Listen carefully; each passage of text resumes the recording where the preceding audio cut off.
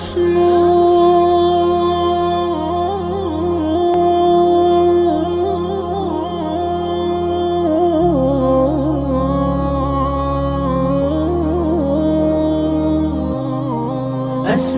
وأجتاز السماء جلالا، فأزيد أسراب الغيوم جمالا، وألون الدنيا بأجمل بسمة، وأكون للخير العميم مثالا.